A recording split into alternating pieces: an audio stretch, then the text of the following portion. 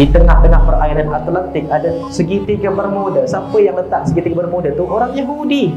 Tempat itu dimomok-momokkan, konon-kononnya berantulah, ada pusaran lah, sedangkan tak ada apa-apa sebenarnya. Itu tempat rahsia dia. Siapa yang berjaya masuk, dia takkan dapat keluar.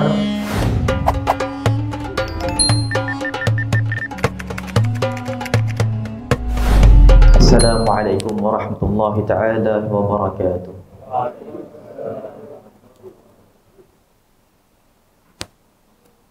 Alhamdulillahi rabbil alamin, wabihi nasta'in ala umuri dunya waddin, wala hawla wala quwwata illa billahil aliyyil azim.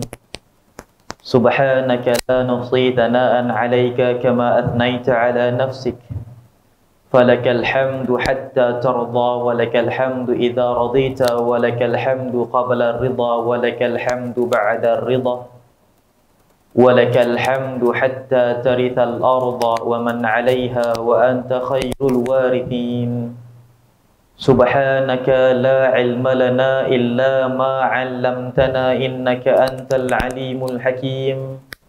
Rabbi shrah lana sudurana wa yassir lana umurana wahlul 'uqdatam min alsinatina wa yafqahu aqwalana. Allahumma salli ala nuril anwar wa sirril asrar wa tiryaqil aghyar wa miftahi babil yasar Sayyidina Muhammadinil Mukhtar wa alihil athhar wa ashabihil akhyar adada ni'amillahi wa ifdalih. Amma ba'd. Yang dimuliakan tuan pengerusi surau, tuan-tuan imam, tuan-tuan muadzin yang bertugas di surau ini, barisan ahli jawatan kuasa, seterusnya hadirin dan hadirat, muslimin dan muslimat, warga penduduk di tempat ini, di kawasan ini, semoga semuanya di dalam kerahmatan, keberkatan dan juga hidayah daripada Allah Subhanahu wa taala.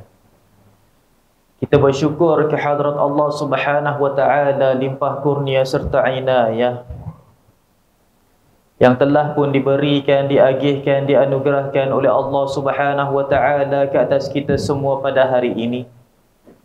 Dijadikan kita tergolong di dalam sekelompok umat Muhammad sallallahu alaihi wasallam yang dapat memakmurkan tempat yang sangat dimuliakan oleh Allah Subhanahu wa taala pada suatu waktu yang dijadikan oleh Allah Subhanahu wa taala waktu untuk kita beribadah ke hadirat Allah Subhanahu wa taala. Juga kita hadir ke dalam sebuah mujtama', perhimpunan, perkumpulan yang disebut oleh Rasulullah sallallahu alaihi wasallam dipandang oleh Allah Subhanahu wa taala dengan pandangan rahmatnya, diselubungi oleh rahmat Allah Subhanahu wa taala, dikerumuni, dihadiri oleh para malaikat Allah Subhanahu wa taala. Dan setiap yang hadir ke tempat sedemikian, ke tempat seperti ini, disebut-sebut namanya oleh para malaikat di sisi Allah Subhanahu wa taala.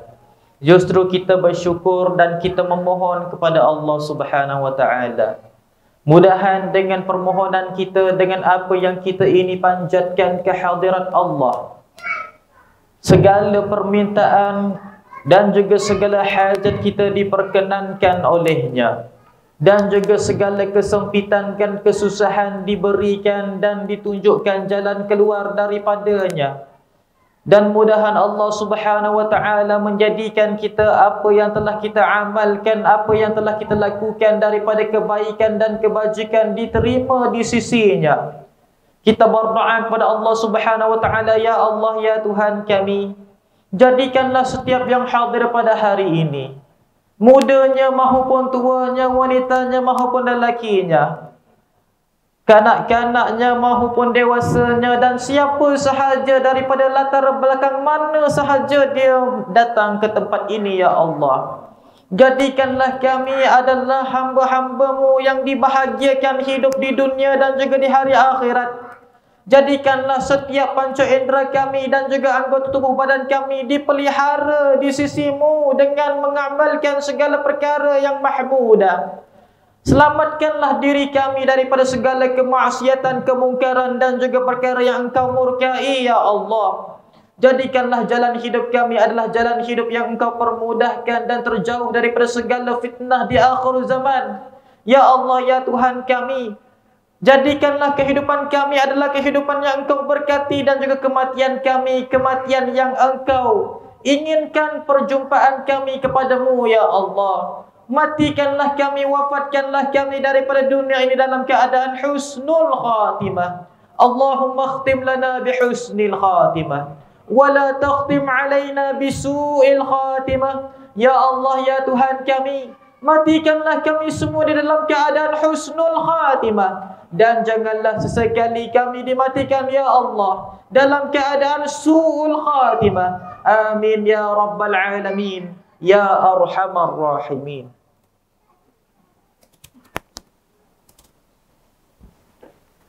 Hadirin dan hadirat, muslimin dan muslimat yang dirahmati, disayangi, dikasihi oleh Allah Subhanahu wa taala. Adanya kita di tempat ini, alhamdulillah, adalah untuk sambung kembali episod yang telah pun tergantung pada waktu yang telah pun lalu. Mudah-mudahan apa yang telah pun kita ini bawakan pada waktu yang telah pun lalu, setiap daripada hadirin mengingatinya. Sebab apa? Bila kita sambung, maka faham apakah, di manakah kesinambungannya. Walau bagaimanapun, kalaulah di antara kita ada yang tidak kuat ingatannya, terlupalah agaknya, subhanallah. Tidak menjadi masalah bagi kita untuk memulakan dengan serba sedikit sinopsis dengan apa yang kita bawakan pada waktu yang telah pun lalu. Perjumpaan kita pada hari itu, pada tempoh hari pada bulan lepas, menceritakan berkenaan dengan kemunculan yang ditunggu-tunggu dan juga yang diberikan petunjuk, iaitu Al-Mahdi Al-Muntadhar. Pendapat para ulama, khususnya para pendapat para ulama di akhir zaman, di zaman sekarang, bahawasanya Al-Mahdi itu adalah sebuah peradaban yang ianya membentuk suatu pentadbiran, suatu kehidupan dan juga suatu zaman yang ianya menyeluruh kepada keseluruhan dunia. Maka guru kami rahimahullah telah pun berkata bahawasanya penceritaan berkenaan dengan Al-Mahdi Al-Muntadhar, dia adalah suatu penceritaan yang perlulah berbentuk global, yakni penceritaan yang berbentuk menyeluruh dan juga berbentuk internasional. Dia adalah bukan cerita berkenaan dengan suku kaum. Dia bukanlah cerita berkenaan dengan suatu kelompok. Dia bukanlah cerita berkenaan dengan suatu kabilah. Tapi dia adalah cerita berkenaan dengan peradaban manusia pada suatu zaman. Hadirin dan rahmati disayangi, dikasihi oleh Allah Subhanahu wa taala. Telah pun kita ini membawakan bahawasanya, telah pun kita ini menceritakan bahawasanya, sebelum daripada kemunculan, maksud kemunculan Al-Mahdi adalah bai'ah seorang lelaki yang bernama Muhammad bin Abdullah. Tertegaknya sebuah pengaruh besar di dalam dunia yang diikut akan jejaknya dan juga diakui akan kekuatannya, yang dinamakan suatu zaman, zaman Sufyaniyah, yang dipimpin oleh 30 orang lelaki. Mereka semua berbangsa Arab yang tulen daripada bumi Damsyik, Syria. Syria itu nama baru. Nama dulunya bumi Syam. Bumi Syam ada 5 negara dalamnya sekarang. Apakah dia? Iaitu Lebanon, Jordan, Syria, Palestin, Iraq. Semua ini adalah negara Syam pada zaman dahulu. Adapun bumi Hijaz adalah Arab Saudi yang di sebelah barat, namanya bumi Hijaz. Adapun Arab Saudi yang di sebelah timur, daripada Dhamam, daripada Qatar, Kuwait, UAE dan sebagainya, itu adalah negara Najdi. Adapun benua tanah Arab di sebelah bawah namanya Yaman, yang sekarang ini terbahagi kepada beberapa tempat. Yang pertama yang memang namanya Yaman, yang kedua namanya Oman, yang ketiga namanya Pulau Socotra. Pulau Socotra ni dia adalah bawah jajahan Yaman, tapi bukan orang Arab dah. Dia dah cakap bahasa lain selain bahasa Arab. Hadirin yang dirahmati, disayangi, dikasihi oleh Allah Subhanahu wa taala, maka daripada bumi Syam ini munculnya suatu pengaruh besar. Sebelum daripada tertegaknya kerajaan Al-Mahdi, dia adalah penamat bagi suatu zaman ataupun suatu peradaban dunia yang kita lihat di zaman sekarang. Dia berlaku hanyalah dalam setahun ataupun 2 tahun. Kalaulah pendek, maka dia berlaku dalam setahun. Kalau dia memanjang, maka berlaku dalam 2 tahun. Kata Rasulullah sallallahu alaihi wasallam, fa idza ra'aitumuhu fa'uddat ta'aman li ahli baitikum muddatas sanah aw sanatain. Kalau kamu nampak perkara itu berlaku, maka kumpulkan makanan yang cukup untuk ahli keluarga kamu dalam setahun ataupun 2 tahun. Jelas disebut oleh Rasulullah, setahun atau 2 tahun. Fa innakum latamuranna ayyamil ju'i wal khauf. Sesungguhnya kamu akan melalui zaman-zaman yang penuh dengan kelaparan dan juga ketakutan. Maka yang disebutkan perkara inilah yang banyak para asatidah mengatakan akan berlaku krisis makanan. Tapi jangan kita takut, selagi mana belum berlaku Sufyaniyah, tak ada makan pun kita boleh makan insya-Allah, walaupun makan murah-murah. Maksud dikatakan krisis makanan tak ada, maksudnya memang tak ada makanan. Kedai runcit tak ada jual makanan. Kedai Aceh gulung tikar, macam itu keadaannya. Tak ada makanan langsung dalam dunia ni.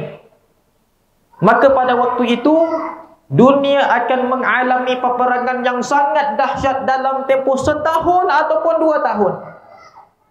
Berkata guru kami bahawasanya walaupun tempohnya hanyalah sekejap, tetapi orang yang hidup pada zaman tersebut, dia merasakan hari itu akan begitu panjang kerana mereka di dalam kesengsaraan. Peperangan yang pertama berlaku adalah peperangan Teluk Parsi. Peperangan yang kedua yang berlaku adalah peperangan merebut emas dan air dekat sungai Nil dengan sungai Furat ataupun sungai Tigris. Peperangan yang ketiga adalah peperangan Qabilah, benua tanah Arab. Pada waktu itu termansuh semua sistem pentadbiran yang kita lihat di zaman sekarang. Sama ada demokrasi, sosialis, kapitalis, komunis dan juga kingdoms ataupun republikan, semuanya termansuh. Manusia kembali kepada zaman seperti mana zaman batu, kembali pada suku-suku kaum kembali. Maka cara untuk dapatkan pentadbiran dalam sebuah negara adalah dengan menang dalam peperangan. Maka rasa-rasanya tak ada satu dah dunia ataupun negara melainkan berperang. Allahumma peperangan itu adalah sengit ataupun tidak, yang pasti berperang. Peperangan itu confirm, tapi tak dapat dikonfirmkan dianya sengit teruk ataupun ianya tak berapa teruk pada tiap-tiap negara dalam dunia. Tapi dalam 3 peperangan yang kita maksudkan tadi, dia adalah peperangan yang menghancurkan. Terutama sekali peperangan yang diberi nama oleh orang-orang barat, iaitu peperangan Armageddon. Peperangan Armageddon tu bukan peperangan las. Dia adalah peperangan Teluk Parsi di antara orang Parsi dan juga orang-orang Arab, dan yang mengapi-apikan keduanya, yang support senjatanya adalah orang-orang Barat. Astaghfirullahaladzim. Siapa orang Barat pada waktu itu? Orang yang menggerakkan Sufyaniyah. Sufyaniyah pemimpin, pengaruh besar. Dan mereka itu mengambil suatu bahagian besar di dalam bentuk keuangan ataupun kekuatan ketenteraan untuk menghancurkan umat Islam, wal'iyadu billah. Pada masa yang samalah bergeraknya pembantu-pembantu Al-Mahdi.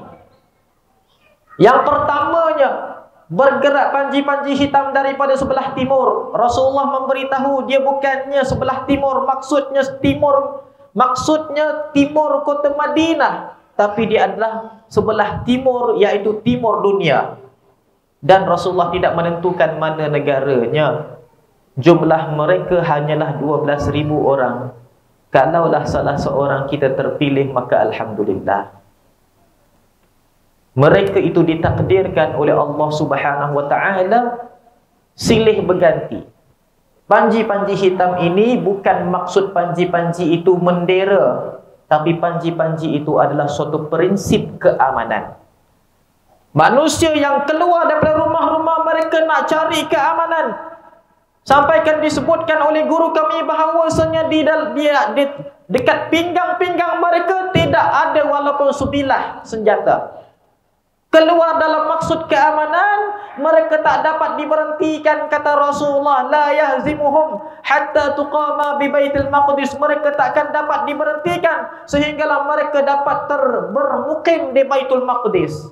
Bilangan mereka 12,000 orang dan silih berganti. Setiap kali mana gugur 2 orang akan digantikan dengan 2 orang yang lain. Gugur 5 orang digantikan 5 orang yang lain. Gugur 100 orang digantikan 100 orang yang lain. Subhanallah. Silih berganti maksudnya dia bukanlah 12,000 orang tepat. Tapi dia silih berganti. Gugur diganti dengan yang baru. Gugur diganti dengan yang baru. Dengan izin Allah, dia bukan perancangan manusia.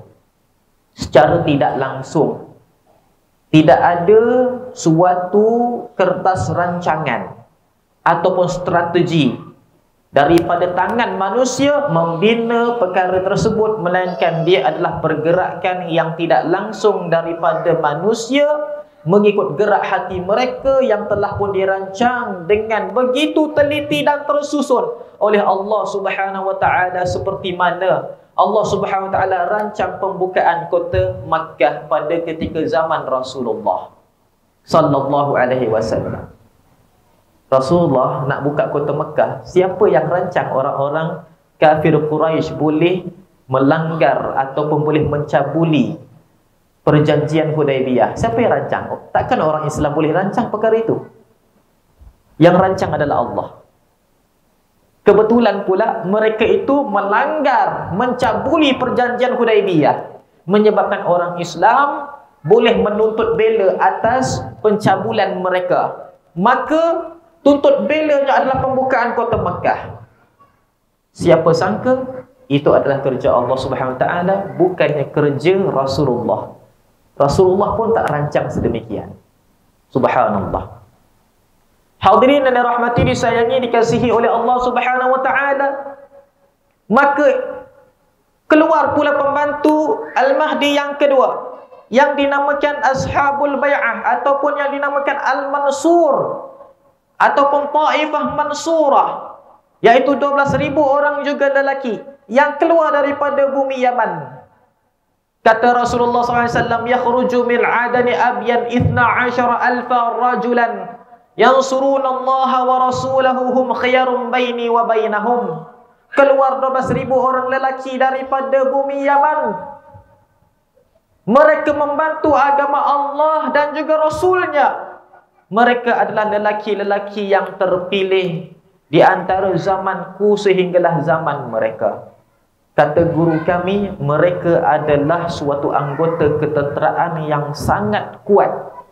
Setiap seorang daripada mereka boleh jadi kulit mereka takkan lut ditembak dengan peluru. Orang tembak dia, Dia tak ada apa-apa. Subhanallah. Adakah ini benda mustahil? Tidak mustahil. Perkara ini sangat tidak mustahil. Hadirin dan rahmati disayangi dikasihi oleh Allah Subhanahu wa taala. Tugasan mereka yang keluar daripada bumi Yaman ini adalah melindungi kota Mekah dan kota Madinah daripada dihancurkan oleh tentera Sufyaniyah, iaitu kerajaan yang mendominasi dengan suatu pengaruh yang besar pada zaman tersebut. Kemudiannya keluar pula pembantu Al-Mahdi yang ketiga, yang namanya Ashabul Bai'ah. Ashabul Bai'ah ini adalah 313 orang. Ramai mereka macam pasukan tentera peperangan Badar, keluar daripada bumi Syam. Perlu kita ingat, walaupun disebutkan oleh Rasulullah SAW keluar daripada arah timur, daripada bumi Yaman, daripada bumi Syam, kesemua daripada pembantu Al-Mahdi Al-Muntadhar itu adalah orang-orang Ajam, iaitu orang yang bukan berbangsa Arab. Kalau kita tengok dekat Yaman sekarang, sudah ramai orang-orang India dan juga orang-orang Somalia. Di bahagian Hadramaut banyak pelajar Malaysia dengan Indonesia. Kalau kita tengok di sebelah bumi Syam, dah banyak orang-orang Eropah, orang-orang Amerika, orang-orang British sebelah bumi Syam. Subhanallah. Di sebelah timur dipenuhi dengan orang-orang yang bermata sipit.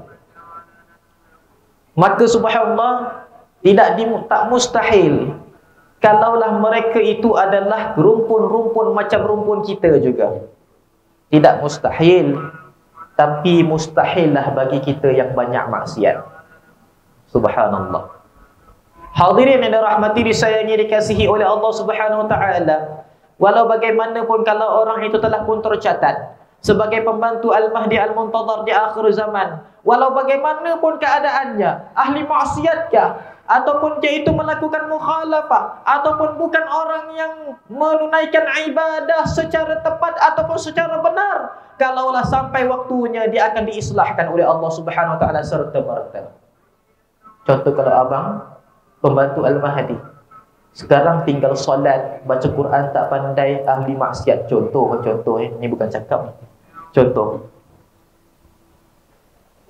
Tiba-tiba mungkin esok adalah bai'ah Al-Mahdi, abang akan diislahkan malam ni juga, habis. Terus jadi orang yang soleh, jadi wali Allah, jadi orang yang alim, jadi semua. Subhanallah, tak dapat ditandingi oleh sesiapa pun. Amin. Hadirin yang dirahmati, disayangi, dikasihi oleh Allah Subhanahu wa taala. Maka itu adalah pembantu Al-Mahdi yang ketiga. Tetapi perlu diingat, ketiga-tiga kelompok yang ditakdirkan sebagai pembantu Al-Mahdi di akhir zaman, yang kita sendiri pun tak kenal siapa mereka, mereka itu tidak mengenali siapa dia Muhammad bin Abdullah yang digelarkan Al-Mahdi di akhir zaman. Bayangkan, pembantu Al-Mahdi, dia tak kenal siapa Al-Mahdi. Yang kita bukan pembantunya boleh kenal ke? Lagi tak boleh kenal. Kita cuma hanya mengagak-agak sahaja. Boleh jadi fulan, boleh jadi fulan, tapi semuanya tak akan tepat. Tetapi akan ada kelompok yang diberitahu oleh Allah Subhanahu wa taala melalui mimpi-mimpi benar mereka siapakah dia Al-Mahdi, iaitu yang disebutkan sebagai 7 orang ulama yang akan membai'ah. Al-Mahdi itu dibai'ah oleh 7 orang ulama, keluar daripada pelosok-pelosok dunia yang berjauhan satu sama yang lain, tanpa sebarang temu janji mereka itu, mencari keamanan dan juga kesentosaan, secara tak langsung bertemu di dalam kota Makkah dan mencari Muhammad bin Abdullah. Pendekkan cerita, maka berlakulah bai'ah. Bai'ah itu apa? Angkat sumpah. Macam Perdana Menteri nak jadi Perdana Menteri, kena angkat sumpah.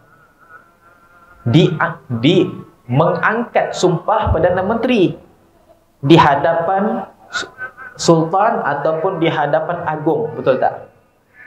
Al-Mahdi pula, dia dibai'ah. Yang membai'ah Imam Al-Mahdi adalah 7 orang ulama ini. yang mengakui dan juga yang membenarkan bahawasanya dia adalah Al-Mahdi. Apabila telah pun di bai'ah Al-Mahdi Al-Muntazar pada ketika itu, maka bergeraklah Al-Mahdi Al-Muntazar Muhammad bin Abdullah dengan 313 orang yang datang dari bumi Syam yang telah pun kita sebutkan sebentar tadi, bergerak pergi ke Masjidil Aqsa Baitul Maqdis untuk membebaskan Masjidil Aqsa. Pada waktu itu 7 orang ulama pula mereka kembali ke tempat-tempat masing-masing memberitahukan tentang kemunculan Bai'ah Al-Mahdi. Maka pada waktu itulah setiap manusia apabila dikatakan telah muncul Al-Mahdi, lalu mereka mengatakan, manakah buktinya? Kata Rasulullah SAW, setiap seorang di kalangan mereka membawa cahaya pada dahinya dan tangannya, memberikan bukti bahawa dia telah pun berbai'ah dengan Al-Mahdi. Kalau kita zaman dulu kata cahaya dekat dahi dengan kat tangan. Kalau kita zaman sekarang kan ada benda ni. Dia adalah benda yang sangat tidak mustahil. Benda yang sangat tak mustahil. Ada cahaya tak? Ada cahaya kan? Boleh jadi, subhanallah, kerana zaman Al-Mahdi zaman yang belum terputus lagi teknologi. Guru kami beriktikad dan juga berijtihad bahawa kemunculan Al-Mahdi pada zaman kemuncak teknologi, zaman paling canggih dalam teknologi manusia pada waktu itu. Kebanyakan manusia mengatakan Imam Al-Mahdi muncul waktu tu dah tak ada lagi suatu teknologi, tak ada lagi kemajuan dapat dijalankan. Tapi perkara ini perlu dikaji kembali. Kerana apa pula boleh terputus teknologi tersebut? Katanya dengan dukhan. Tetapi yang peliknya, dukhan itu tidak disebutkan oleh Rasulullah munculnya memutuskan teknologi ataupun memutuskan kemodenan. Dia hanya berlaku salah satu di antara dua sahaja. Sama ada mematikan orang kafir ataupun mematikan orang-orang Islam. Dia tidak memutuskan teknologi. Walau bagaimanapun dukhan tidak berlaku sebelum Al-Mahdi. Dukhan tak berlaku sebelum Al-Mahdi. Kalau berlaku sebelum Al-Mahdi, mati orang Muslim, tak ada lagi Al-Mahdi. Kalau muncul dukhan, kemungkinan yang kedua pula, mati orang kafir, tak ada lagi Dajjal. Jadi dukhan tak berlaku sebelum Al-Mahdi Al-Muntazar. Jadi teknologi tidak ada sebab untuk hilang.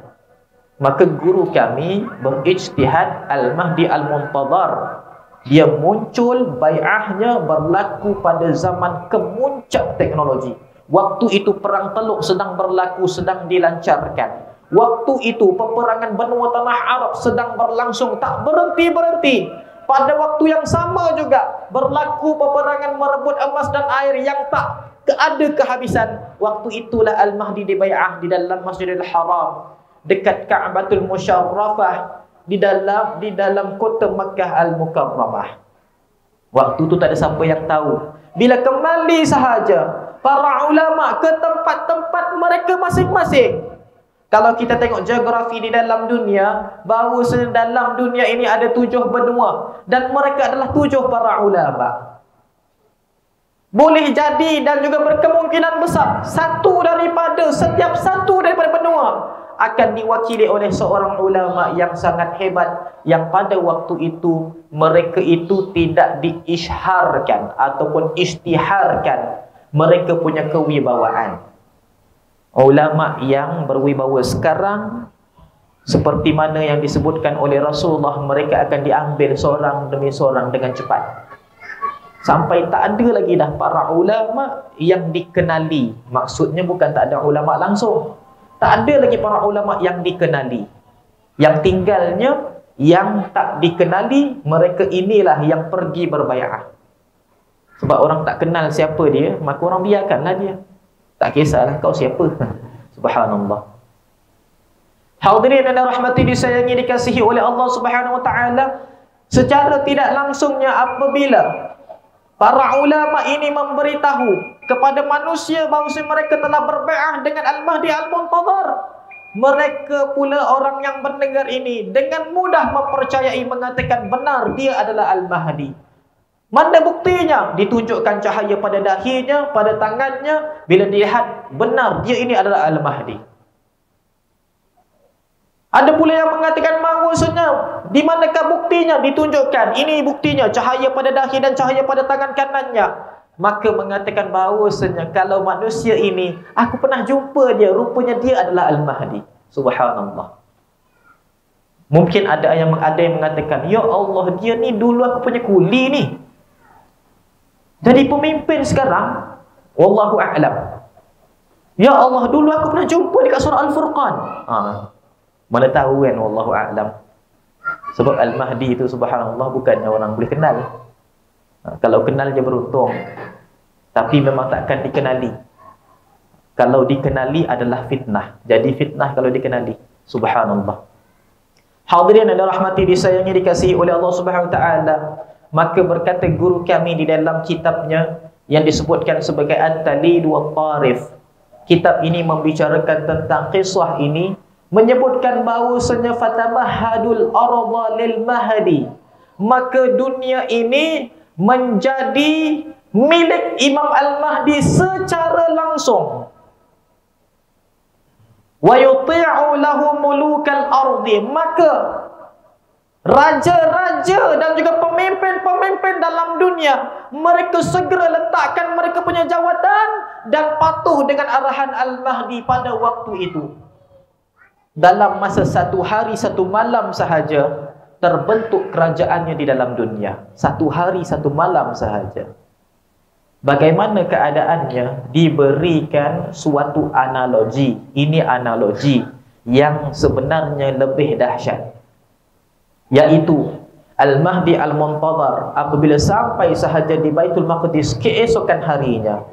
Hari ini pada waktu di antara Zuhur dan Asar, ataupun pada waktu Asar di antara Asar dan Maghrib, di bai'ah Al-Mahdi Al-Muntadhar. Lepas daripada bai'ahnya, terus mereka bermusafir. Bermusafir pergi ke Baitul Maqdis, membebaskan Masjidil Aqsa daripada cengkaman orang-orang Yahudi. Sampainya mereka itu pada keesokan harinya ke Baitul Maqdis, maka mereka membukakan Baitul Maqdis dengan tanpa sebarang peperangan. Mereka melaungkan Allahu Akbar, La ilaha illahu. Kalimah ini dilaungkan, maka bertempiaranlah lari orang-orang Yahudi meninggalkan Masjidil Aqsa dan juga Baitul Maqdis. Tanpa sebarang panah yang dilepaskan daripada busurnya. Tak ada satu senjata pun dilepaskan, tembakan. Subhanallah.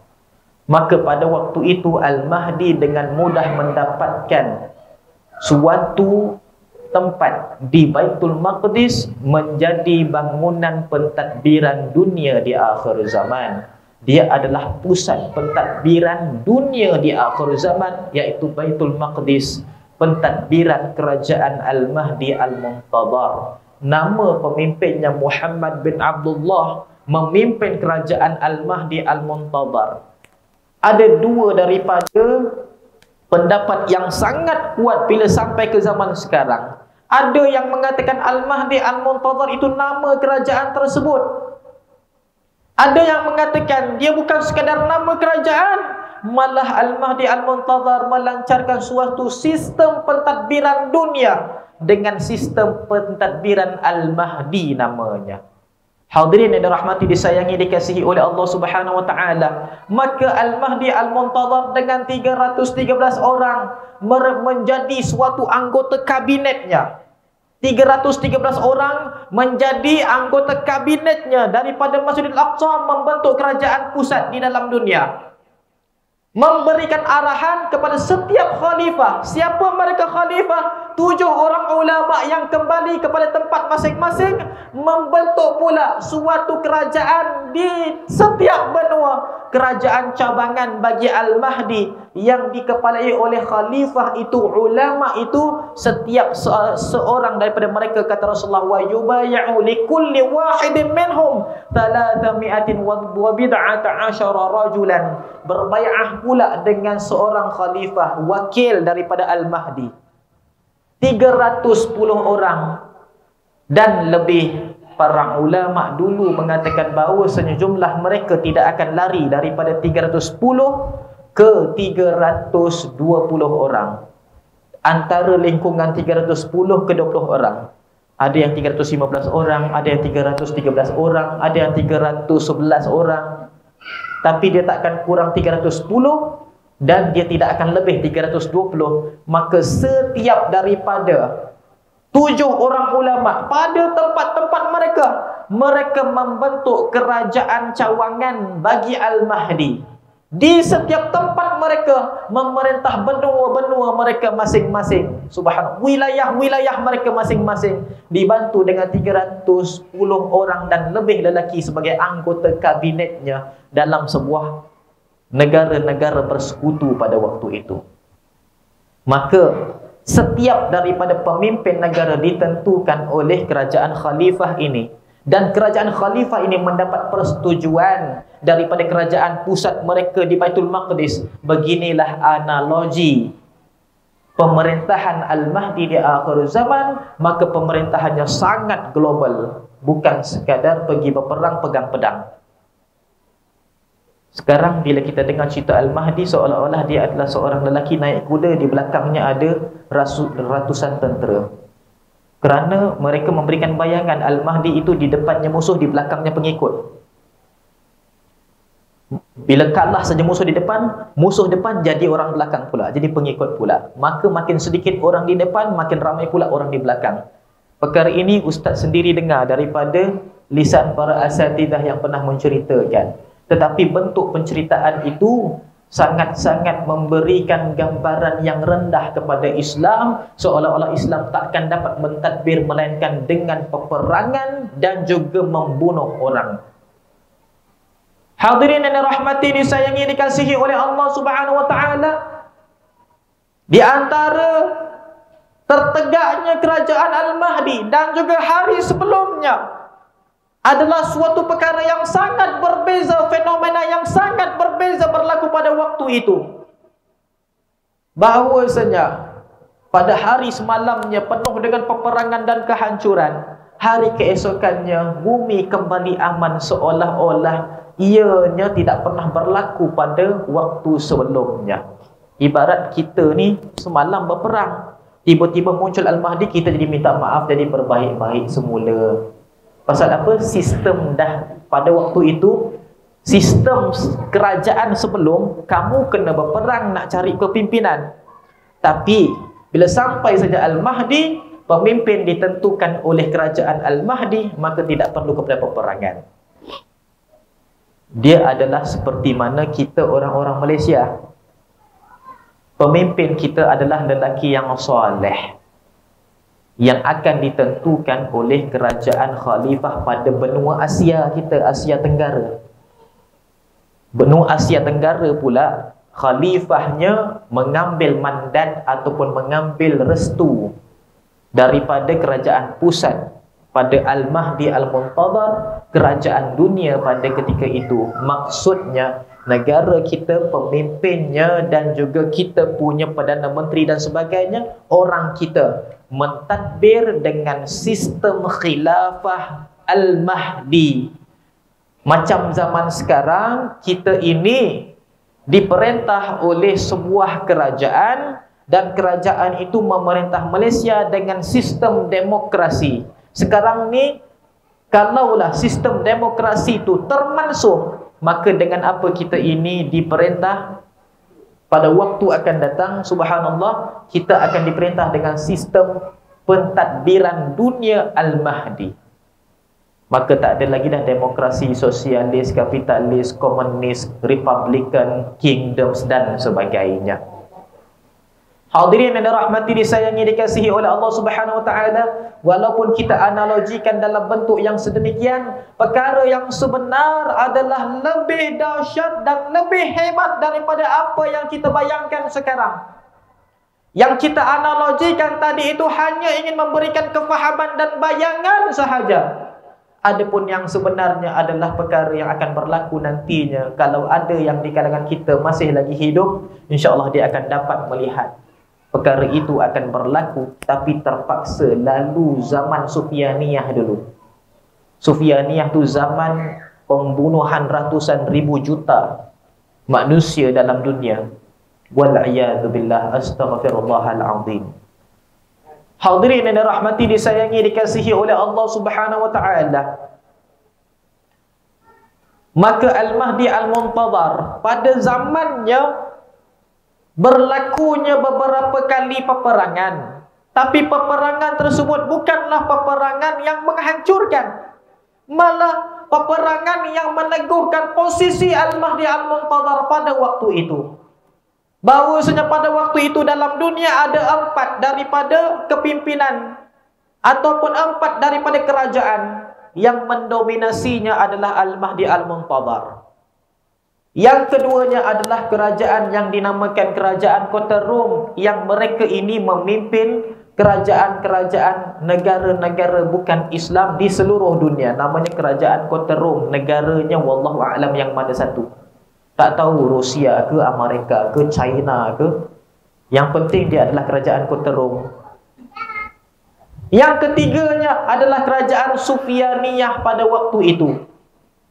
Kerajaan Sufyaniyah pada waktu itu adalah suatu kerajaan ataupun suatu pengaruh yang telah pun dapat dilumpuhkan pada Sufyaniyah yang pertama. Pemimpinnya masih wujud dan pengikut-pengikutnya masih ada. Mereka ibarat jatuh saja, tapi orangnya masih ada.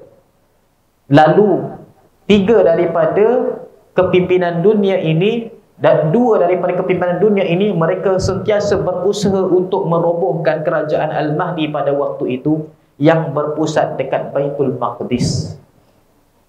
Hadirin yang dirahmati, disayangi, dikasihi oleh Allah Subhanahu wa taala. Pada waktu itu berlaku peperangan yang pertama dalam zaman Al-Mahdi Al-Muntadhar, sebelum daripada kemunculan Dajjal. Sehinggalah kemunculannya pada waktu itu berlaku 3 peperangan dalam zaman Imam Al-Mahdi. Zaman tersebut sangat aman dan sangat adil. Kata Imam Al-Barzanji dalam kitabnya Al-Isya'ah, mencetuskan ataupun mendirikan jihad Imam Al-Mahdi. Peperangannya la tuqidhun naim wa la tusfikud dima. Peperangan yang dianjurkan ataupun yang dilakukan oleh Al-Mahdi Al-Muntadhar adalah peperangan yang tidak sesekali menumpahkan darah orang yang teraniaya dan tidak sesekali membangkitkan orang daripada tidur. Waktu perang tu orang yang tidur masih tidur lagi, tak terjaga daripada tidur. Maksudnya peperangan yang sangat-sangat menjaga kepentingan dan kepribadian manusia yang tidak terlibat dalam peperangan tersebut. Subhanallah. Peperangan yang pertama berlaku adalah peperangan mengalahkan kerajaan benua tanah Arab. Kerajaan benua tanah Arab itu adalah kerajaan Sufyaniyah yang bertulang belakangkan orang-orang Yahudi. Ketika mana mereka itu menyiapkan bala tentera di atas 100 buah armada tentera perang di atas lautan untuk menuju ke Baitul Maqdis pada ketika itu, setiap satu armada tentera perang mereka memiliki beberapa ratusan ribu tentera di dalamnya. Mereka dengan mudah dapat dikalahkan oleh tentera Al-Mahdi Al-Muntadhar. Tentera Imam Al-Mahdi Al-Muntadhar itu juga ratusan ribu orang, dipimpin oleh seorang lelaki yang dia adalah menjadi panglima tentera di bawah kerajaan Imam Al-Mahdi. Siapakah dia? Dia adalah namanya Muhammad Al-Qahtani. Muhammad Al-Qahtani pada waktu itu adalah panglima tentera perang. Lelaki yang soleh, pemuda yang ianya berjuang di jalan Allah Subhanahu wa taala, yang dapat memenangkan Islam pada ketika itu. Dengan mudah dikalahkan kerajaan Sufyaniyah ataupun kerajaan benua tanah Arab pada waktu itu. Dan apabila menang saja perang kerajaan Al-Mahdi, maka kerajaan Rom merasakan takut kepada kerajaan Al-Mahdi. Lalu mengikatkan perjanjian diplomasi di antara kedua mereka. Daripada sudut ekonomi, daripada sudut sosial, daripada sudut politik, semuanya diberikan keseluruhan mandat kepada kerajaan Al-Mahdi untuk mengurus tadbir ke seluruh negara di bawah tadbiran kerajaan Rom pada waktu itu. Sehinggalah kerajaan Rom, negara-negara di bawah tadbirannya mendapatkan kekuatan dan kestabilan ekonomi yang begitu dahsyat. Lalu mereka pun mengkhianati perjanjian. Mereka tak ada lagi dah memberikan mereka punya cukai kepada kerajaan Al-Mahdi. Mereka tak ada lagi dah himpunkan harta kekayaan negara di bawah pentadbirannya untuk diagihkan daripada Baitul Maqdis, malah mereka mengagihkan sendiri. Mengkhianati perjanjian ini mengikut hukum hakam syara'nya boleh tercetus dan terbangkitnya suatu seruan jihad. Maka pada waktu itu kerajaan Al-Mahdi menyiapkan bala tentera yang dikatakan ramainya mereka itu, mereka ada 70 panji-panji ataupun 70, kita sebut batalion. Ada 70 panji-panji. Panji-panji itu Rasulullah sebut itu lafaz zaman dulu. Kalau lafaz zaman sekarang, satu batalion. 70 batalion di bawah kerajaan Al-Mahdi pada waktu itu. Setiap satu batalion ramai mereka 12,000 orang lelaki. Dan setiap satu batalion akan ada seorang yang memimpinnya. Dan setiap pemimpin-pemimpin tersebut diarahkan oleh seorang lelaki yang namanya Muhammad Al-Qahtani. Dan Muhammad Al-Qahtani mendapat suatu arahan dan juga mendapat suatu gerakan daripada Muhammad bin Abdullah, yaitu pemimpin mereka di Baitul Maqdis. Maka subhanallah, bergerak pergi ke kota Rom. Maka pada waktu itu orang Islam dapat mengalahkan kerajaan Rom dengan seteruk-teruk kekalahan dengan mudah. Peperangan itu memang sangat sengit, tetapi ia sangat mudah untuk dikalahkan. Berlaku hanya sehari, dalam 2 hari dah dapat dikalahkan. Settle habis. Subhanallah.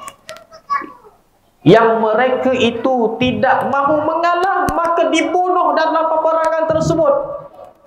Yang mereka itu subhanallah tidak dibunuh, maka mereka itu mengalah dan mengucap 2 kalimah syahadah. Pada waktu itu gugurlah kerajaan Rom yang diterajui oleh kepimpinan orang-orang Nasrani. Yahudi dekat Sufyaniyah, Nasrani dekat kerajaan Rom. Dua-duanya disetelkan oleh kerajaan Al-Mahdi Al-Muntadhar. Tidak sedikit pun ditinggalkan, melainkan semuanya telah pun lenyap. Tinggallah manusia yang telah pun ditinggalkan daripada kerajaan tersebut, diambil alih pentadbirannya oleh kerajaan Al-Mahdi secara adil. Hadirin yang dirahmati, disayangi oleh Allah Subhanahu wa taala, itu adalah perang yang kedua. Maka pada waktu itu Al-Mahdi Al-Muntadhar mengambil semua harta rampasan perang daripada kota Rom dan juga negara-negara di bawah tadbirannya. Jutaan negara rasa di bawah pentadbiran kota Rom pada waktu itu diambil semua. Harta kekayaan rampasan perang dikembalikan ke Baitul Maqdis. Disebutkan dikembalikan sejumlah emas dan perak yang syarat di atas 60.000 buah bahtera berlayar di atas lautan. Kaya mana tu? 60.000 pergi berlayar ke Baitul Maqdis. Pada waktu itu Al-Mahdi Al-Muntadhar mengagihkan harta kekayaan tersebut kepada keseluruhan dunia. Maksudnya pada waktu itu tidak ada istilah negara miskin. Negara yang kurang aset kekayaannya tetap juga pada kekayaan kerana mereka mendapat agihan yang adil. Negara yang banyak mereka punya pengeluaran tetap juga tak dilupakan, tetapi mereka itu turut serta mereka punya saham di dalam kekayaan dunia diagihkan secara menyeluruh mengikut keperluan negara-negara. Maksudnya kalau sekarang negara tu tak ada aset jadi miskin, betul tak? Zaman Al-Mahdi takkan jadi sedemikian. Ibarat seluruh dunia ditaja oleh kerajaan tu. Subhanallah, Allahu Akbar. Satu zaman yang takkan dapat kita lihat melainkan pada zaman tersebut.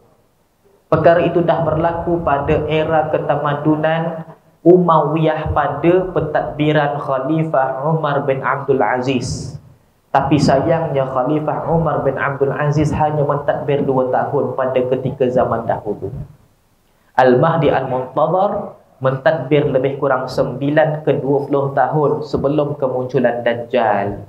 Maksudnya perkara ini berlaku dalam 9 ataupun 20 tahun sebelum kemunculan Dajjal. Tak dapat kita pastikan dia punya timeline, berapa tahun dapat kita agihkan, tak tahu, wallahu a'lam. Bukan kerja kita pun. Hadirin yang dirahmati, disayangi, dikasihi oleh Allah Subhanahu wa taala, ketika diagihkan oleh kerajaan Al-Mahdi Al-Muntadhar, pada ketika itulah munculnya Dajjal daripada bumi Najdi. Keluarnya Dajjal daripada bumi Najdi. Hadirin yang dirahmati, disayangi, dikasihi oleh Allah Subhanahu wa taala, siapa pula Dajjal itu? Kita selalu dengar Dajjal. Orang utara kata Dajjal, betul? Kalau jahat dia Dajjal bagi orang. Maka Dajjal ini untuk kita sinopsiskan cerita kisah hidup dia ni. Tak payah cerita pun tak apa, tapi sebab dia ni adalah watak penting dalam peristiwa akhir zaman. Lelaki durjana, dia adalah syaitan daripada kalangan manusia. Syaitan ada 2 jenis, iaitu syaitan kalangan jin, syaitan kalangan manusia. Syaitan daripada kalangan jin, penghulunya iblis. Syaitan daripada kalangan manusia, penghulunya Dajjal. Di kalangan manusia ada syaitan, tak bertanduk, tak berekor, tapi dia syaitan. Mereka bukannya syaitan bertomekan manusia, malah mereka adalah manusia daripada kalangan syaitan. Siapakah mereka? Mereka itu adalah orang-orang tali barut Yahudi dan Nasrani sekarang. Kuncu-kuncu Dajjal. Kuncu-kuncu Dajjal semuanya syaitan. Dan kadang-kadang muka mereka itu handsome dan juga wanita mereka cantik, tapi syaitan. Wal'iyadu billah, astaghfirullahaladzim. Maka Dajjal ini adalah seorang lelaki yang dilahirkan pada zaman yang berhampiran dengan zaman Nabi Allah Ibrahim alaihi salam. Dikatakan 500 tahun ataupun 200 tahun sebelum kelahiran Nabi Allah Musa alaihi salam. Pada waktu itu dia lahir di sebuah negeri namanya Samirah. Lahir daripada bangsa Yahuza. Bangsa Yahuza adalah suku kaum daripada suku kaum Bani Israel yang telah pun dipupuskan oleh Allah Subhanahu wa taala. Kerana mereka punya amalan adalah zina, liwat dan sihaq. Zina itu adalah hubungan luar tabi'i lelaki dan wanita. Liwat pula adalah suatu hubungan lelaki-lelaki, lelaki perempuan melalui jalan yang tak dibolehkan. Adapun liwat adalah perhubungan wanita-wanita, perempuan-perempuan, perhubungan wanita dengan wanita, namanya sihaq. Wal'iyadu billah. Maksudnya LGBT waktu tu, senang cerita. Sekarang dah diringkaskan. Banyak sangat maksiat zaman sekarang, sampaikan maksiat ada dia punya kata singkat. Sebab banyak sangat maksiat. Zaman dulu maksiat tak banyak, maka dia tak perlu kata ringkasan. Sekarang bila dah banyak maksiat, manusia perlukan ringkaskan. Maksiat-maksiat itu jadi huruf-huruf yang mudah. LGBT bukan LTAT, ya. Subhanallah. Hadirin yang dirahmati, disayangi, dikasihi oleh Allah Subhanahu wa taala, apabila Allah taala hanyutkan negara Samirah pada waktu itu dan juga pupuskan semua daripada keturunan Yahudah pada waktu itu, Allah taala selamatkan seorang lelaki, dihanyutkan dengan banjir besar. Banjir habis waktu tu, banjir itu subhanallah, diselamatkan dia terhanyut dekat sebuah pulau. Dekat pulau itu dia dijaga oleh seekor haiwan namanya jassasah. Jassasah adalah haiwan yang berjalan seperti mana manusia, badannya berbulu, atas, bawah, kiri, kanan, depan, belakang, semua berbulu. Bulunya pula panjang sampai terseret-seret ke tanah. Dia berjalan macam manusia tapi mukanya berbulu habis. Kalau dia berhenti tak tahu mana depan, mana belakang, mana ekor, mana kepala. Menjaga lelaki yang namanya yang di akhir zaman muncul sebagai Dajjal. Dia tak ada nama. Tak ada siapa bagikan dia nama. Sehinggalah dewasa lelaki ini keluar daripada pulau yang dijaga oleh Jassasah, berjumpa dengan para anbiya zaman Nabi Musa. Dia sesatkan sebagai Samiri. Oleh kerana dia itu namanya, dia adalah daripada negara Samirah, maka dia namanya Musa As-Samiri. Kalau orang tu daripada Mesir, dia Al-Misri. Kalau daripada Yaman, Al-Yamani. Lelaki tu daripada Samirah, jadi As-Samiri. Samiri ceritanya ada dalam Quran. Samiri itu Dajjal. Kemudiannya dihalau oleh Nabi Musa AS setelah menyesatkan umatnya. Dia itu mengembara ke seluruh dunia. Boleh jadi setiap daripada negara kita pernah dijejaki oleh dia lah. Waktu tu dia belum lagi dinamakan Dajjal, tapi setulah telah pun jadi sombong. Kerana apa? Segala kemuliaan ada pada lelaki ini, dan usianya sangat panjang. Berjumpa pula dengan zaman Nabi Allah Isa alaihi salam. Zaman Nabi Musa dengan zaman Nabi Isa hampir-hampir 2000 tahun. Hampir-hampir 2000 lebih tahun. Maka umurnya dah 2000 tahun pada waktu itu. Dahlah tak mati, tua pun tak. Awet muda sungguh dia. Subhanallah. Nak kata mati tak, tua bangka pun tak. Dia muda sentiasa. Muda sentiasa, sweet 17 katanya. Jadi kalau siapa nak awet muda, kena hati-hatilah. Rasa-rasanya lelaki tu dia ada petua untuk awet muda. Oh, sekarang kan nak elakkan penuaan kan, nak elakkan garis-garis halus di mata dan juga di hidung. Nak elakkan osteoporosis, badan jangan bongkok dan sebagainya. Sebenarnya kita ini bukan nak cantik, kita nak sihat. Kalau kita sihat, automatik cantik. Tapi kalau kita ini cantik, tak semesti sihat. Betul tak? Hadirin yang dirahmati, disayangi, dikasihi oleh Allah Subhanahu wa taala, maka dia dapat menyesatkan umat Nabi Allah Isa alaihi salam menjadi Nasrani. Umat Nabi Allah Isa alaihi salam, dia menyalib lelaki yang macam Nabi Isa pada waktu itu. Tetapi Nabi Isa diangkat ke langit yang kedua. Sebab itulah kalau kita ini sambut tahun baru Masihi, kena tahu dulu tahun baru Masihi itu diambil daripada mana? Kelahiran Nabi Allah Isa ke kewafatannya. Kalau kita ini mengakui kelahirannya, maka kita kena sambut sekali tahun baru. Wajib, pasal dia Nabi. Kelahirannya kita ini muliakan. Betul tak? Tapi kalaulah tahun Nasrani itu ataupun tahun Masihi yang dimaksudkan itu adalah berdasarkan kewafatannya, haram kita sambut sekali. Kerana apa? Nabi Isa belum wafat. Ibarat kita ni kalau sambut, kita tak berpegang pada akidah Nabi Isa diselamatkan oleh Allah Subhanahu Wa Taala. Rosak akidah. Astaghfirullahaladzim. Jadi kena tanyalah. Semua orang tak tahu, anak pun tak tahu. Tahun baru Nasrani ataupun tahun baru Miladi ataupun tahun baru Masihi, banyak nama dia, disambut berdasarkan kelahiran Nabi Allah Isa ataupun kewafatan. Siapa boleh jawab? Ada yang boleh jawab? Tak boleh jawab kan? Tapi peristiwa hijrah kita sambut berdasarkan peristiwa apa? Hijrah Rasulullah. Semua orang boleh jawab, betul tak? Tapi berapa ramai yang sambut? Gilang gemilang mana kita sambut? Semuanya sejuk je waktu tu. Duduk kat rumah, tak datang surau pun.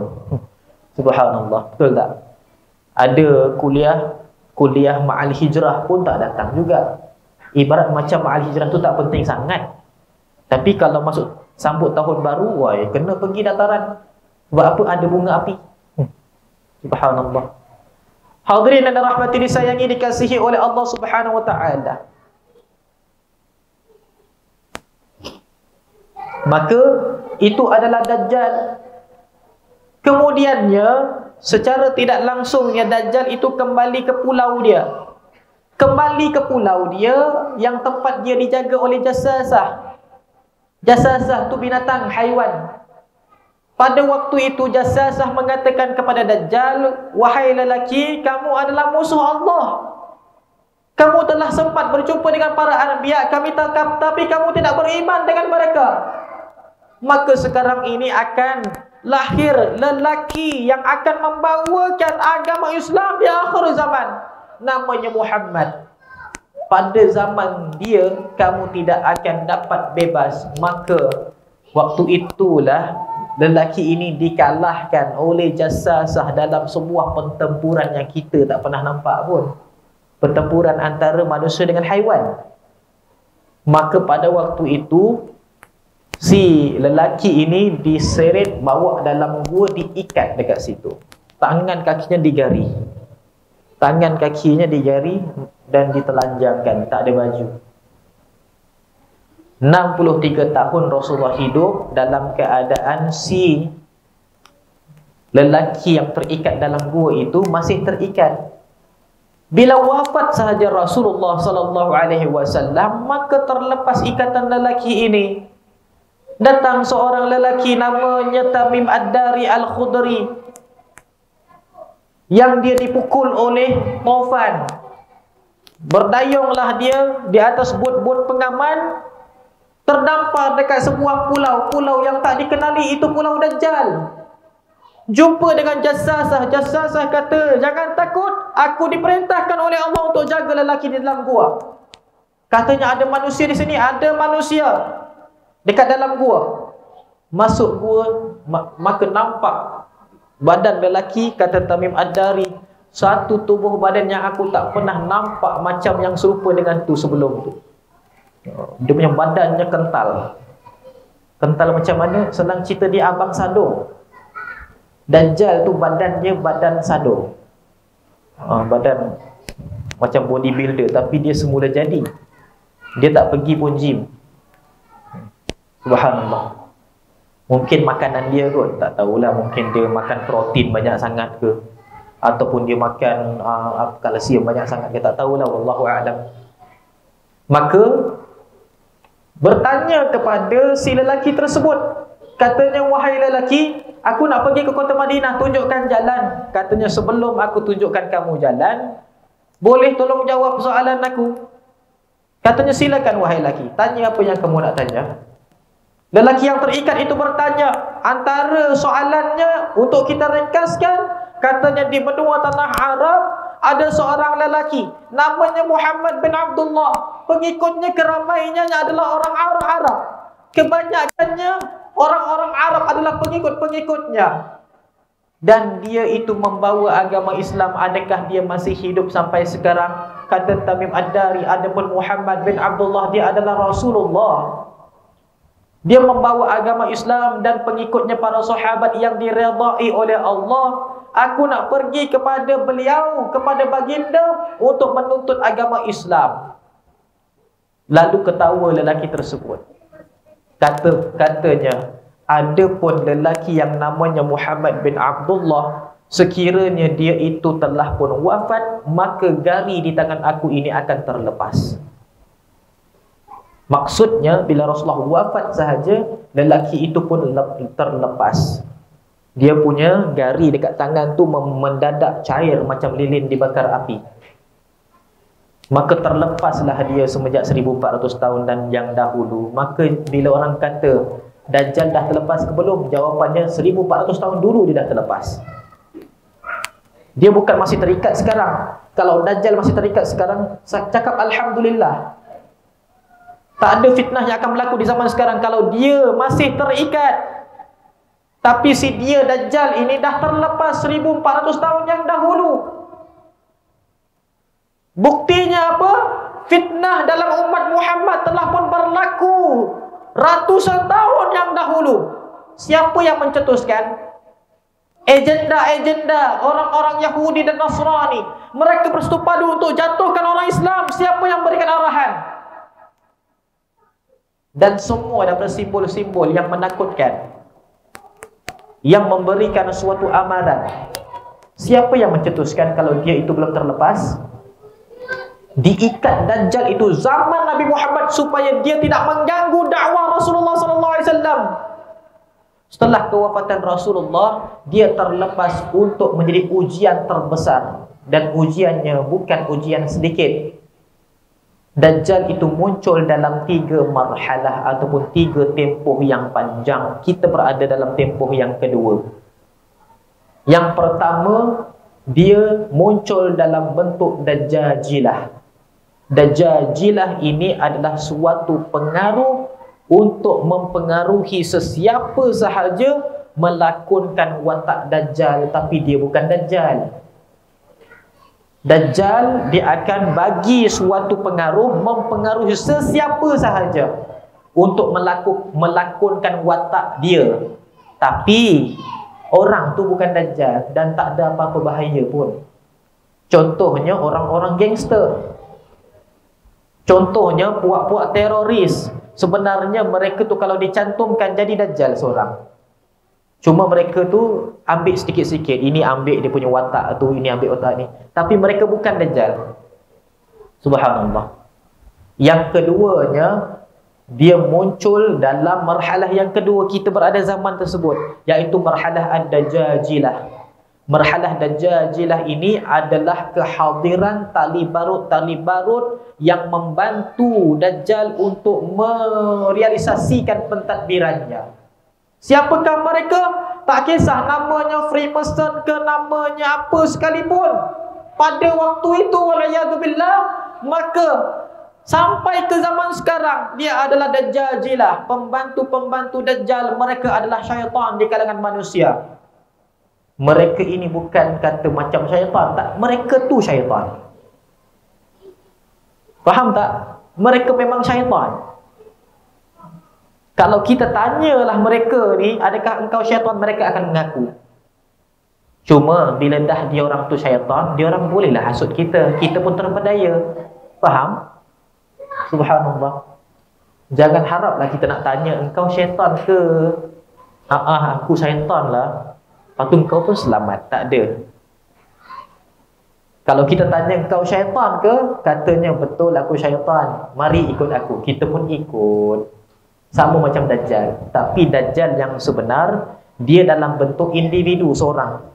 Yang ini dalam bentuk perbadanan dunia dan juga mata-mata. Spy-spy.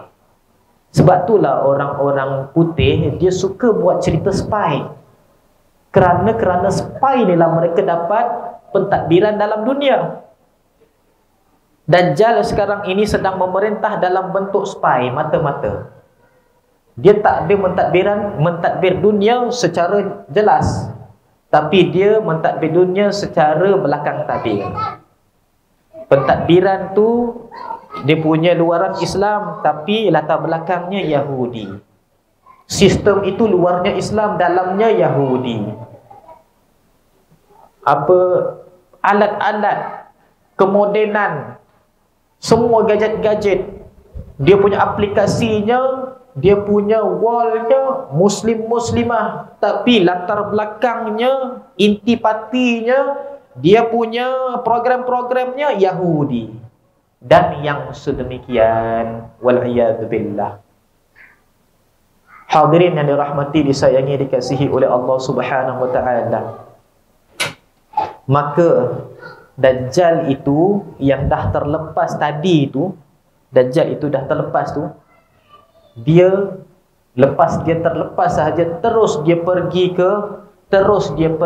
ke sebuah negeri namanya negeri Najdi, belajar agama Islam. Tak ada satu pun ayat Al-Quran melainkan dia tahu apa pengertian dan dia hafiz Quran.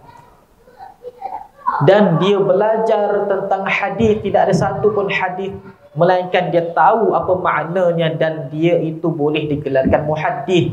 ratusan ribu hadis dia menghafal, dan dia punya sanad-sanad dan juga dia punya riwayat-riwayat. Habis dia ni seorang yang alim, maka dia tariklah daripada orang-orang Islam jadi anak muridnya. Anak muridnya itu adalah para ulama usul. Mereka alim tapi dalam maksud untuk memporak-porandakan agama Allah Subhanahu wa taala. Minta maaf kita nak sebut secara jelas sahaja sekarang, tak mau sendung. Salah seorangnya adalah Abdullah ibn Sabah yang mengasaskan orang Syiah. Puak-puak Syiah terasas dengan seorang lelaki nama Abdullah ibn Sabah. Salah seorangnya Muhammad bin Abdul Wahhab yang mengasaskan gerakan Wahabiyah di zaman sekarang. Dan juga banyak lagi dah para ulama usul di bawah didikan iblis manusia ni, ataupun didikan syaitan kalangan manusia, iaitu Dajjal. Ketika itu dia diketahui pula adalah orang yang jahat, orang yang tidak benar. Diserang dia pada waktu itu dekat bumi Najri, melarikan diri pergi ke bumi Afrika pula. Di benua Afrika dia mencetuskan suatu huru-hara pula tentang keagamaan, tentang kenegaraan dan kebangsaan. Manusia pada waktu itu diadu domba dan bergaduh satu sama yang lain. Bila dia diketahui dia adalah dalang, maka dia diserang oleh orang-orang yang beriman, orang-orang yang soleh, melarikan diri ke perairan Atlantik. Di tengah-tengah perairan Atlantik ada segitiga Bermuda. Siapa yang letak segitiga Bermuda tu? Orang Yahudi. Orang Yahudi.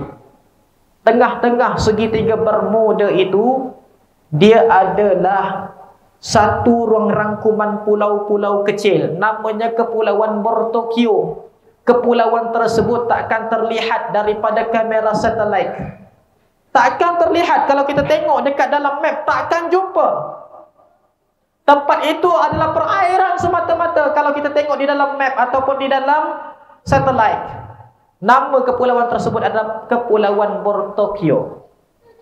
Maka pada waktu itu membina suatu kemajuan, membina suatu jaringan-jaringan, sehinggalah sekarang dia dekat tempat itu dimomok-momokkan, konon-kononnya berantulah, ada pusaran lah, sedangkan tak ada apa-apa sebenarnya. Itu tempat rahsia dia, tempat yang dia rahsiakan. Siapa yang berjaya masuk, dia takkan dapat keluar. Dan orang yang belum masuk takkan dapat masuk. Kalau dah dapat masuk, takkan dapat keluar. Kerana apa? Tempat itu tempat yang sangat dirahsiakan. Contoh tempat ini sangat rahsia. Siapa yang belum dapat masuk, kita akan pagar dia jangan sampai masuk. Kalau dia dah masuk, kita akan ugut dia. Kau nak keluar ke sini simpan rahsia ke nak mati? Betul. Begitulah keadaannya di tempat tersebut. Kerana di tengah-tengah perairan Atlantik itu terdapat Arash Iblis. Arash Iblis itu di atas lautan. Arash Iblis di atas lautan. Ketika mana Allah Ta'ala lontarkan Nabi Adam alaihissalam ke bumi, jatuh bersama dengan Nabi Adam 3 perkara yang lain. Yang pertama, jatuhnya Sayyidatuna Hawa sekali dengan Nabi Adam alaihissalam di lain-lain tempat. Yang kedua, jatuhnya Hajarul Aswad kemudian daripada itu. Yang ketiga, jatuhnya Iblis di tengah-tengah perairan tersebut. Iblis dekat dunia sekarang, bukan dekat neraka. Tak masuk neraka lagi dia, tapi dia confirm masuk neraka. Dia dekat dunia sekarang. Iblis dekat dunia. Rupa dia memiliki tanduk sebesar-besar muka dan memiliki ekor sebesar-besar badan, berjalan dengan 4 kaki, bekerja dengan 4 tangan, dan memiliki kulit seperti mana terbakar hangus. Nak tengok ke muka dia macam mana? Tak payah. Takut-takut meninggal dunia lemah semangat. Dia punya tanduk besar macam kepala. Dia punya ekor besar macam badan. Tangan dia ada 4. Tangan dia ada 4. Kaki dia pun ada 4 juga. Kulit dia hitam merekah macam terbakar. Memang terbakar pun dulu, tapi hitam merekah macam terbakar. Merekah tu macam Senang cerita macam kayu arang tu. Subhanallah, astagfirullahalazim. Jadi jangan bercerita-cerita langsung nak jumpa dengan iblis, melainkan iman itu tinggi. Hadirin yang dirahmati, disayangi, dikasihi oleh Allah Subhanahu Wa Taala, macam mana boleh tahu pula rupa iblis? Rasulullah beritahu kepada para sahabat ketika mana Rasulullah diperlihatkan macam mana rupa iblis kepada Rasulullah ketika peristiwa Isra' dan Mi'raj. Rasulullah dapat nampak macam mana iblis punya rupa, dan itu rupa dia yang permanen. Maksud permanen tu dia tak akan berubah menjadi lain. Dia mesti macam itu. Subhanallah. Tak tahulah macam mana bentuknya kan, tapi yang penting dia macam itulah. Kita boleh bayangkan sebab dia makhluk. Tak kisah nak bayangkan dia macam raksasa ke, nak bayangkan dia macam apa namanya, Shrek ke, tak kisah macam mana lah. Wallahu a'lam. Macam apa namanya, Incredible Hulk ke, boleh jadi, wallahu a'lam. Hadirin yang dirahmati, disayangi, dikasihi oleh Allah Subhanahu Wa Taala, maka Dajjal bila sahaja sampai, sekarang masa dah tinggal 9.30, boleh berhenti ya, insya-Allah. InsyaAllah. Ini rasa ceramah paling panjang, InsyaAllah. Apabila pada waktu di akhir zaman, bila muncul sahaja Al-Mahdi Al-Muntazar, pada waktu itu Imam Al-Mahdi akan menjatuhkan suatu kerajaan yang menjadi tonggak utama kepada orang-orang yang menyukutui Dajjal pada waktu itu, yaitu kerajaan Sufyaniyah. Bila kerajaan Sufyaniyah dijatuhkan, maka konco-konco Dajjal ini dah tak ada apa-apa kuasa, dan mereka sama sekali lumpuh. Dah tak ada lagi dah keupayaan untuk bangkit pada ketika itu. Pada waktu itu seolah-olahnya macam Dajjal ni kata, tak boleh harap orang-orang aku ni sekarang, mereka ni semuanya dah tak ada apa-apa dah, baik aku sendiri yang muncul. Maka pada waktu itu Dajjal muncul ketika mana diagihkan harta rampasan perang daripada Imam Al-Mahdi, hasil daripada menang perang mengalahkan kota Rom pada waktu itu. Pada waktu itu Dajjal muncul. Kerana apa dia muncul? Dia nak bantu balik orang-orang Yahudi yang dah jatuh tadi untuk bangkit balik. Jadi betulkan persepsi, Yahudi sekarang bukan membantu Dajjal untuk bangkit di akhir zaman, tetapi Yahudi nantinya dibantu oleh Dajjal untuk bangkit semula di akhir zaman, setelah dikalahkan dengan seburuk-buruk kekalahan oleh Al-Mahdi Al-Muntazar. Bagaimanakah sambungan seterusnya? Kita bawa pada siri yang ketiga, insya-Allah. Masya-Allah. Mudahan Allah Subhanahu Wa Taala menjadikan kita di antara umat Muhammad yang sentiasa menjadikan keimanan dan ketakwaan sebagai pegangan dan juga pedoman kita. Ya Allah, ya Tuhan kami, jadikanlah kami umat Muhammad yang terus selamat daripada fitnah di akhir zaman, ya Allah. Terutama daripada fitnah yang paling dahsyat, yaitu fitnah Dajjal di akhir zaman. Selamatkanlah kami, anak-anak cucu kami dan seluruh keturunan kami, ya Allah. Ya Allah, ya Tuhan kami, ampunkan dosa kami, angkatkan darajat kami, selindungi segala kekurangan dan juga segala kesilapan kami, ya Allah. Dan ampunkanlah segala apa yang telah pun kami lakukan, sengaja ataupun tidak, ya Allah. Rabbana atina fid dunya hasanah wa fil akhirati hasanah wa qina adzaban nar. Sallallahu ala sayyidina Muhammadin nabiyil ummi wa ala alihi wa sahbihi wa baraka wa sallam. Walhamdulillahi Rabbil Alamin. Minta maaf sekiranya salah kata, tutur bicara, terkasar bahasa, ada singgung mana-mana pihak yang berada di dalam surau Al-Furqan ini. Aqulu qawli hadha li wa lakum wa billahi taufiq. Assalamualaikum warahmatullahi ta'ala wabarakatuh.